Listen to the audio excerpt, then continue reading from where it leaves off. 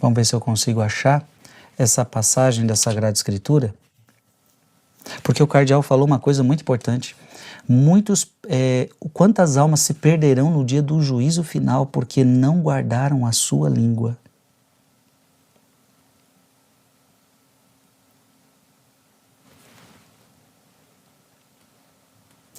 Não é essa, vamos achar outra.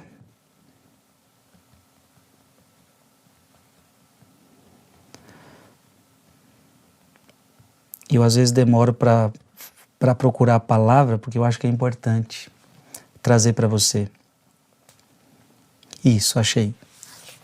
Eu estava no evangelho errado. Então, Mateus 12. Mateus 12,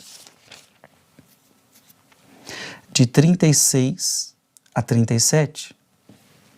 Mateus 12, de 36 a 37. Então, vou ler de novo, cardeal Sará. Quantas almas se perderão no dia do juízo final, porque não guardaram a sua língua? Mateus 12, de 36 a 37. Jesus está falando? Eu vos digo, no dia do juízo, os homens prestarão contas de toda palavra vã que tiverem proferido. Gente, isso é sério ou não é? No dia do juízo. No dia do juízo. Os homens prestarão contas. Você vai prestar contas de toda palavra vã que saiu da sua boca. É por tuas palavras que será justificado ou condenado. Meu Deus, que palavra séria. Eu precisava abrir essa palavra para você. E nós vamos terminar com essa palavra aqui. Não é brincadeira o que a gente meditou. No muito falar não faltará pecado. E pelo contrário, uma vida de silêncio é uma vida de escuta a Deus. Então nós não podemos brincar. É muito importante então você ler São Tiago capítulo 13, você vai ver o que é, como a língua é perigosa. Nós já lemos isso tudo. Nós já lemos Provérbios, já fiz tantas pregações. Então, essa é a 34ª pregação. Mas eu queria recordar essa palavra que eu já tinha lido. Eu vos digo, no dia do juízo, os homens prestarão contas. Frei Gilson, você prestará conta de toda a palavra vã que você tiver proferido. É por tuas palavras que será justificado ou condenado. Olha como isso é sério.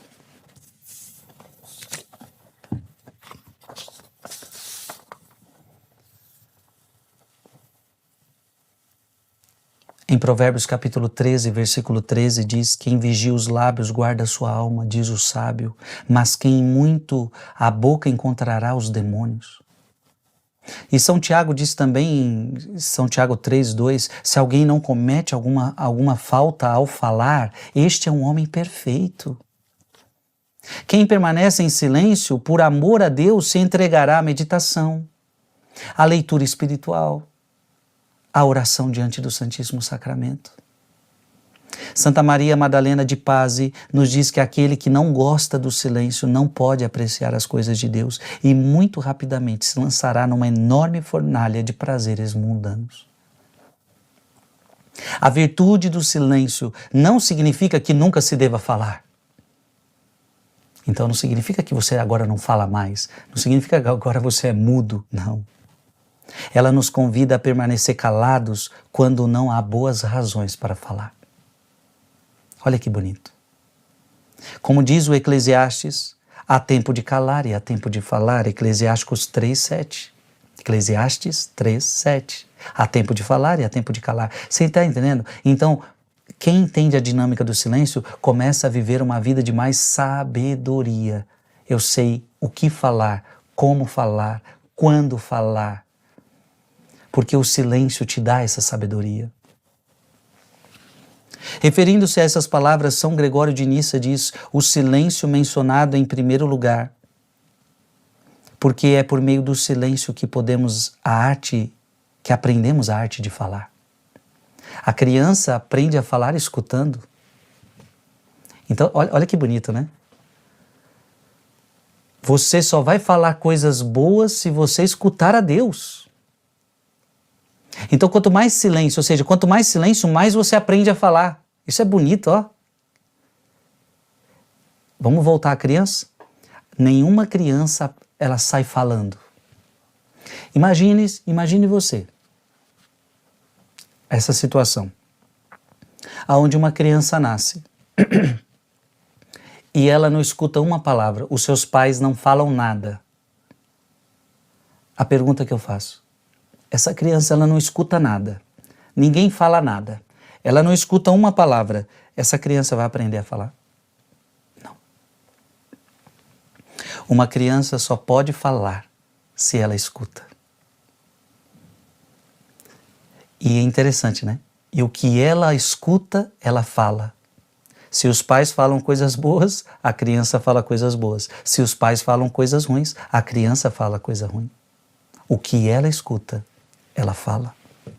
Portanto, da nossa boca vai começar a sair coisas boas se a gente aprender como uma criança a escutar a Deus. Se eu escuto Deus, eu também vou falar coisas que agradam a Deus. Quando um cristão que deseja se tornar santo deve guardar o silêncio? Quando deve falar? Quando deve desafiar as seduções da ditadura do ruído? Ele permanecerá em silêncio quando é necessário falar e ele permanecerá em silêncio quando não é necessário falar e abrirá a boca quando há necessidade, quando a caridade o exigir.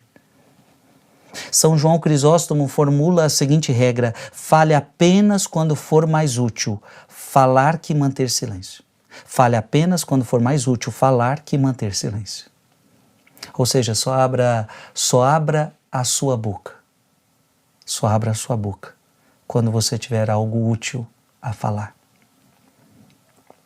Da mesma forma, Santo Arsênio reconhece que muitas vezes ele se arrependeu de ter falado. Quem nunca se arrependeu de ter falado alguma coisa? Você já se arrependeu? Eu já me arrependi. Eu não devia ter falado isso. Ainda mais esse negócio de celular, né? Imagina, você manda um áudio para a pessoa e você se arrepende. Às vezes dá tempo de... Lembra quando você manda um áudio, você se arrepende, ainda dá tempo de apagar muitas vezes, se é que a pessoa não escutou, mas tem vezes que não dá tempo, né? Você mandou o áudio, você até apagou, mas já não resolveu, porque ela já escutou, e aí você fala, nossa, me arrependi de ter mandado esse áudio, eu não devia ter mandado esse áudio. Você mandou aquele áudio desaforado, você mandou aquele áudio cheio de ira, você mandou aquele áudio que você estava desabafando e só falou o que não devia falar. Quantas vezes a gente já se arrependeu do que a gente falou? E que bom que a gente se arrependeu. Eu mesmo, eu cheguei a um momento da minha vida, quantas vezes eu me arrependi daquilo que eu já falei com a minha mãe, nas minhas épocas de rebeldia, que eu falei com meu pai nas épocas de rebeldia. Então, às vezes a gente se arrepende porque a gente fala demais, a gente fala o que não devia. A gente fala no calor da ira, a gente fala no calor das emoções, a gente fala sem pensar, a gente não reflete, nós não fazemos silêncio. Então, às vezes a mãe quer corrigir o filho, o pai quer corrigir o filho, mas não pensa, não reza antes de falar. E aí vai fazer o quê? Vai descarregar tensões, vai descarregar briga, vai descarregar um mundo de palavras que só vai piorar a situação. O casal que quer falar uma coisa pro outro e não espera o momento certo, não fala do jeito certo, não reza primeiro, não faz silêncio. E aí esse casamento vai de mal a pior, porque um não sabe conversar com o outro, um não sabe escutar o outro. Gente, vocês estão entendendo? Eu podia aqui falando um monte de problema que acontece por causa das nossas palavras. Então Santanfrém se junta a ele e insiste: fale muito com Deus, mas pouco com os homens. Ou seja, fale apenas quando for mais útil falar que manter silêncio.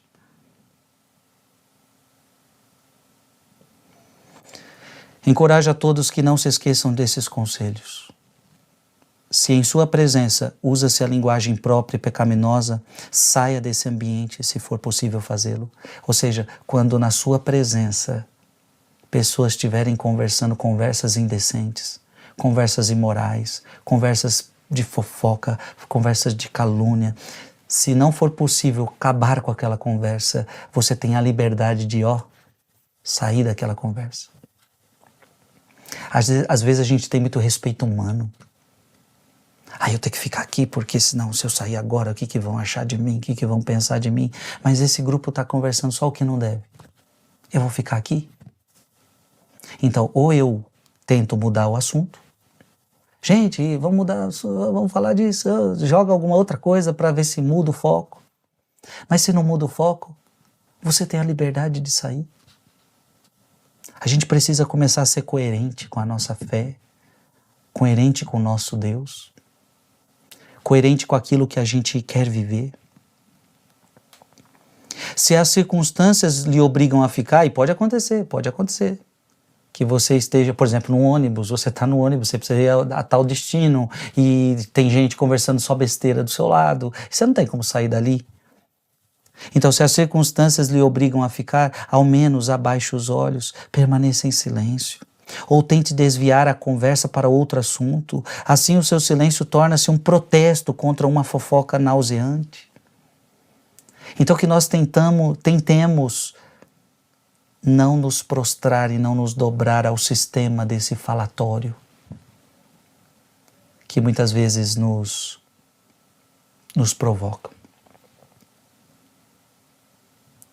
Quando você for obrigado a falar, pese bem as palavras a serem ditas. Pesa as tuas palavras numa balança. Abra aí sua Bíblia em Eclesiástico.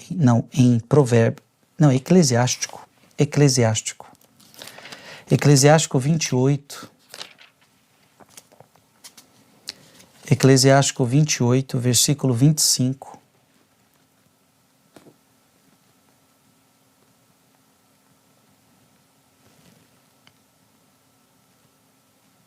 Eclesiástico 28, 25.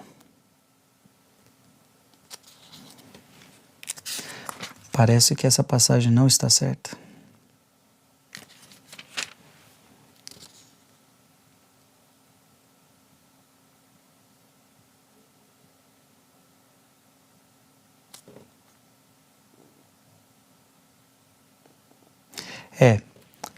A citação está incorreta, mas está por aqui.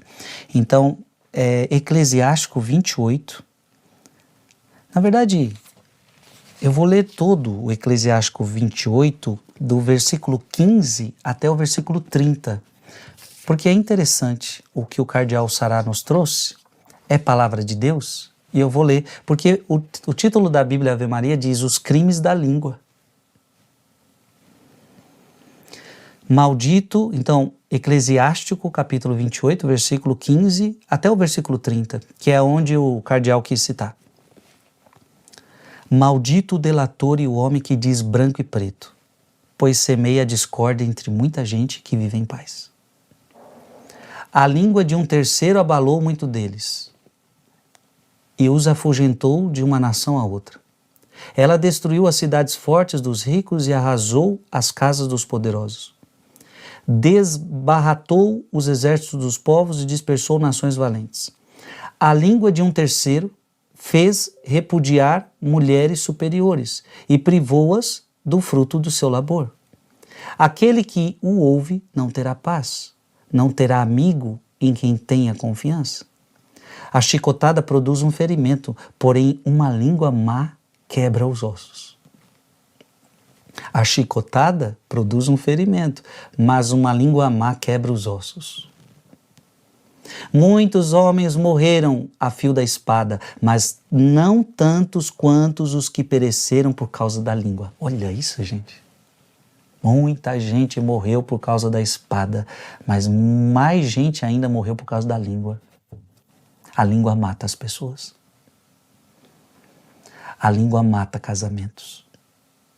A língua destrói o outro, a língua mata o outro. Feliz aquele, ou melhor, versículo 22, muitos homens morreram ao fio da espada, mas não tantos quantos os que pereceram por causa da língua. Feliz aquele que está ao abrigo da língua perversa. que não passou pela cólera dela, que não atraiu para si o seu jugo e que não foi atado pelas suas correntes, pois o jugo dela é um jugo de ferro e suas correntes, correntes de bronze. A morte que ela dá é morte desastrada e a moradia dos mortos é-lhe preferível. Ela durará, mas não sempre, e ela dominará o proceder dos injustos, e os justos não serão devorados pelas suas chamas. Aqueles que abandonam Deus lhes serão entregues. Ela os consumirá sem se apagar. Ela se lançará sobre eles como um leão e os estraçalhará como um leopardo. Aqui era a citação que o cardeal Sará queria dar. Então era Eclesiástico 28, de 28 a 30. Protege os teus ouvidos com uma sebe de espinhos. Não des ouvidos à língua maldosa, à língua fofoqueira, à língua caluniosa. Não dê ouvidos a isso. E põe em tua boca uma porta com ferrolhos. Derrete teu ouro e tua prata, faze uma balança para pesar as tuas palavras. Ó que bonito, coloca na balança as tuas palavras. Veja se não está pesando demais. Eu tenho que falar isso para o meu filho, mas veja, coloca na balança primeiro, veja se as suas palavras não estão muito pesadas, não estão muito duras. Eu tenho que falar isso para o meu marido, eu tenho que falar isso para minha esposa, eu tenho que falar isso para aquele padre. Cuidado, coloca na balança as tuas palavras e para a tua boca um freio bem ajustado, coloca freio na sua boca. Tem cuidado para não pecar pela língua, para não caíres na presença dos inimigos que te espreitam e para que não venha o teu pecado a ser incurável e mortal.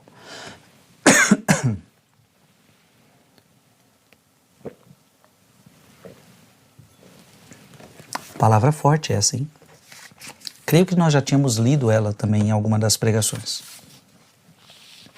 Vamos para o fim? São Francisco de Sales observou isso metaforicamente. Para evitar os pecados da língua, devemos ter os lábios abotoados para pesar sobre o que iremos dizer ao desabotoá-los. Abotoar os lábios. Pensar sobre o que dizer e aí sim você desabotoa. Olha o conselho de São Francisco de Sales. Então você devia ter os seus lábios abotoados. Aí você pensa no que vai dizer primeiro, aí depois você desabotoa. Agora eu pensei, agora eu pesei as palavras, agora dá para falar isto. É hora de nos rebelarmos. É hora de nos rebelarmos contra a ditadura do ruído, que visa quebrar os nossos corações e as nossas inteligências.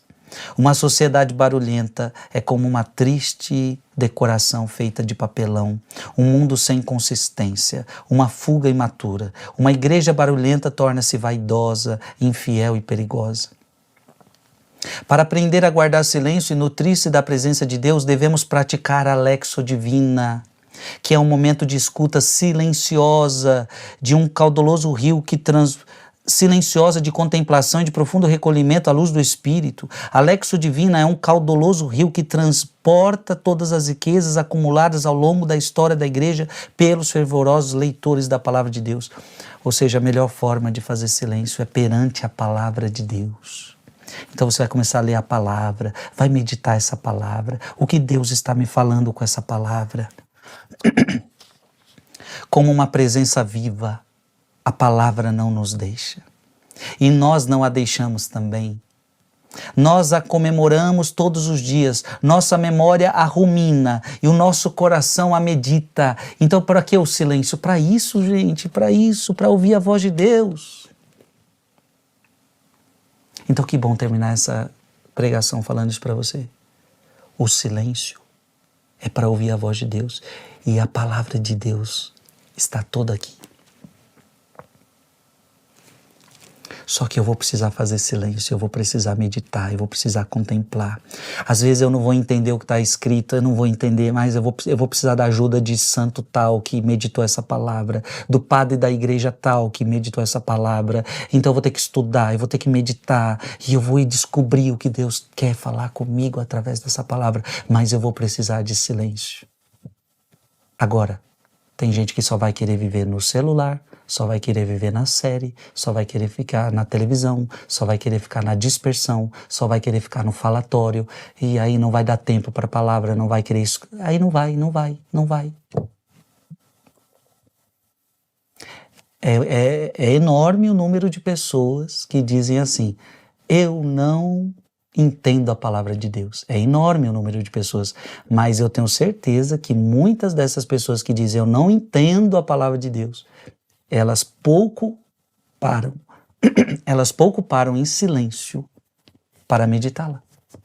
Então assim, como é que você quer entender a palavra de Deus se você não faz silêncio? Como é que você quer entender a palavra de Deus se você não estuda a palavra de Deus, se você não medita a palavra de Deus, se você não vai aprender com quem leu muito a palavra de Deus, que são os santos padres, que são os santos, que é a igreja?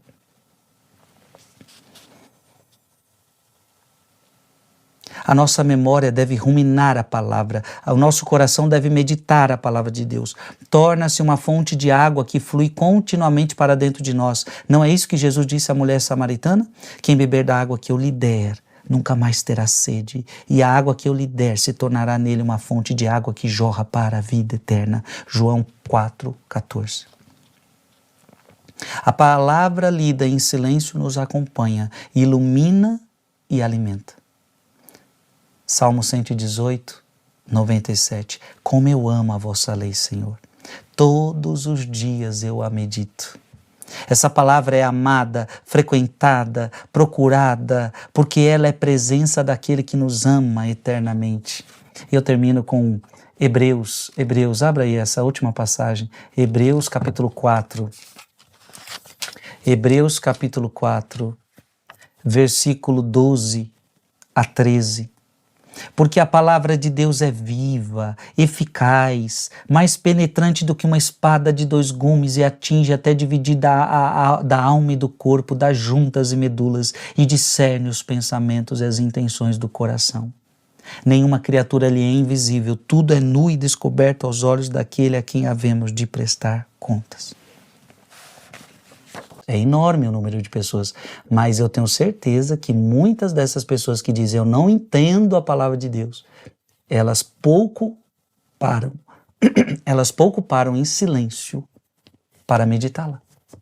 Então assim, como é que você quer entender a palavra de Deus se você não faz silêncio? Como é que você quer entender a palavra de Deus se você não estuda a palavra de Deus, se você não medita a palavra de Deus, se você não vai aprender com quem leu muito a palavra de Deus, que são os santos padres, que são os santos, que é a igreja?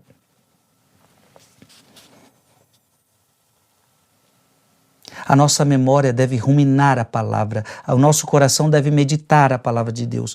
Torna-se uma fonte de água que flui continuamente para dentro de nós. Não é isso que Jesus disse à mulher samaritana? Quem beber da água que eu lhe der, nunca mais terá sede, e a água que eu lhe der se tornará nele uma fonte de água que jorra para a vida eterna. João 4,14. A palavra lida em silêncio nos acompanha, ilumina e alimenta. Salmo 118, 97. Como eu amo a vossa lei, Senhor. Todos os dias eu a medito. Essa palavra é amada, frequentada, procurada, porque ela é presença daquele que nos ama eternamente. Eu termino com Hebreus, abra aí essa última passagem, Hebreus capítulo 4. Hebreus capítulo 4, versículo 12 a 13. Porque a palavra de Deus é viva, eficaz, mais penetrante do que uma espada de 2 gumes e atinge até dividir da alma e do corpo, das juntas e medulas, e discerne os pensamentos e as intenções do coração. Nenhuma criatura lhe é invisível, tudo é nu e descoberto aos olhos daquele a quem havemos de prestar contas. Por meio dela, aquele a quem minha alma busca lá está. Ele me encontra e eu o encontro. Na palavra, ele me encontra. e eu o encontro. Ele se revela a mim e ele se revela a mim e ele me revela a mim mesmo. Que fantástico. Nesse caso, a oração pode mergulhar no silêncio, não no silêncio da ausência do outro. Nós aprendemos que silêncio não é ausência. Não no silêncio da ausência do outro ou de mim mesmo, que a seu tempo também ocorre, mas esse silêncio que vem além da palavra, quando ela nos alcança. Em uma palavra, a Cardeal Sará termina dizendo: Deus ou nada, porque Deus nos basta. Deus ou nada, porque Deus nos basta. Pronto, minha gente. Assim nós terminamos a leitura desse livro com a palavra de Deus. Lemos todo esse livro em 34 dias. Eu tenho certeza que foi de muito proveito para mim e para você. Eu precisava meditar sobre o silêncio. Você precisava meditar sobre o silêncio. E que agora possamos lutar para viver cada vez mais. As pregações estão todas gravadas no canal do YouTube, as 34, para você ruminar. Ruminar. O livro disponível para que você possa ruminar e entender que não buscamos o silêncio pelo silêncio, mas o silêncio é como um caminho para ouvir a voz de Deus. E quanto mais eu ouvir a voz de Deus, mais eu serei sábio, mais eu serei prudente.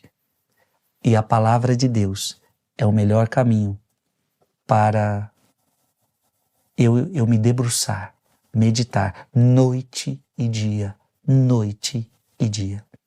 Amém. Glória ao Pai, ao Filho e ao Espírito Santo, como era no princípio, agora e sempre. Amém. Glória a Deus, minha gente.